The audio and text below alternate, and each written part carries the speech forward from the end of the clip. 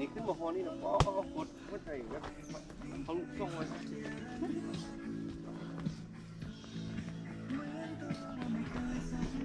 ถ้าเที่ยวอยู่ใกล้ต้องหัวใจเต้นแล้วยังบุกอยขึ้นมานี่เต้นนั่งกันเลย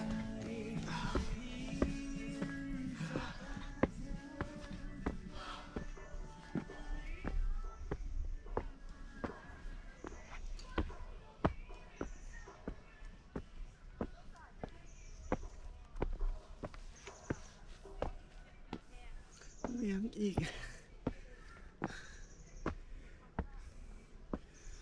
สงสัย100 เมตรกี่ตัวอีกแล้วโอเค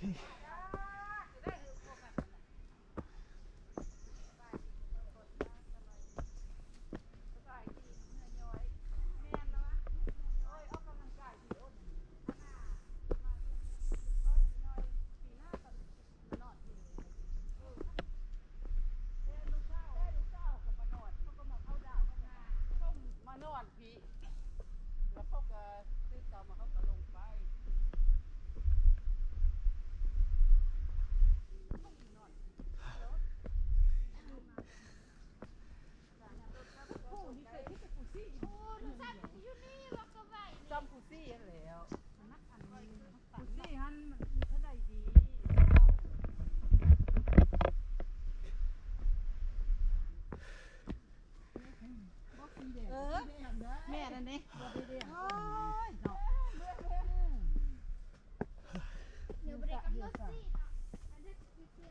อาเขาจะว่ามันสีแดงเออกินนี่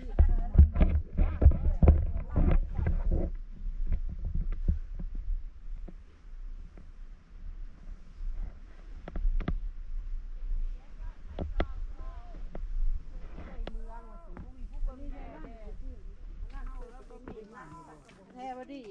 ค่อยหันลาดบ่สติดค่อยเข้าติดพอสิแม่เข้าไล่เขาค่อยบ่อยู่นำกันนี่เข้าดาวเด้คืนนี้ฮอด1 โมงเนี่ยบ่ตื่นเทื่อเนาะนี่สิเจ้าเขาบ่ได้เบอร์โทรศัพท์ก็ขึ้นเอาไปก่อนว่าสิเจอไปโรงพยาบาลเลยค่ะตั้งแต่สิ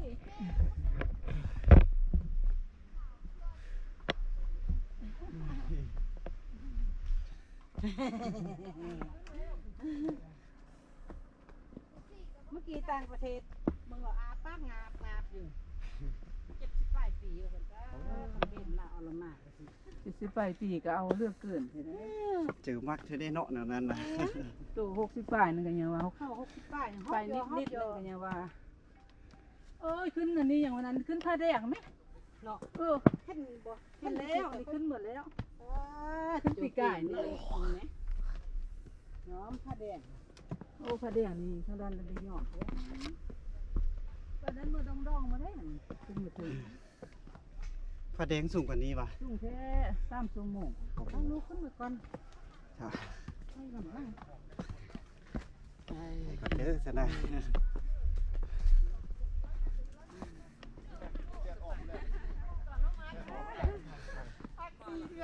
ไปฮอดอย่าว่าได้เอาย่างมืออยู่งานอยู่มันทางสื่อเนาะมันย่างขึ้นนี่อู้เป็นมันอารมณ์เลยฮอดเลยเด้อแม่ทุ่มเจยแข็งแรงสบายดีปีใหม่ว่าทุกคนดีดีมีฮะ ลูกความไหลมาที่ว่าแห้งๆนี่ไปก่อนขับรถไปลั่งก่อนเรามาค่อยมาทีดี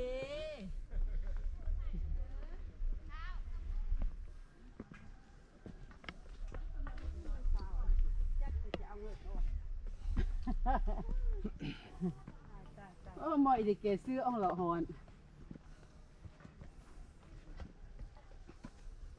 โอ้น้ำเมื่อนี่ได้ลิตรละ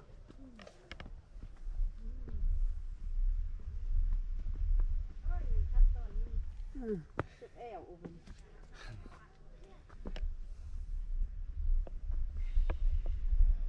มันโทษหนาวครับพี่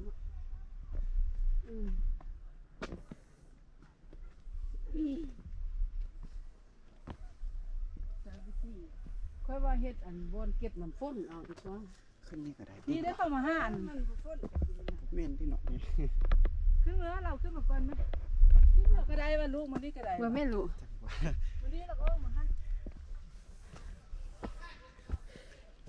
เอาหอดเลยเราบอก คอยย่างคอยเหนื่อย ก็บ่ฮอดเมื่อยกับบ้าน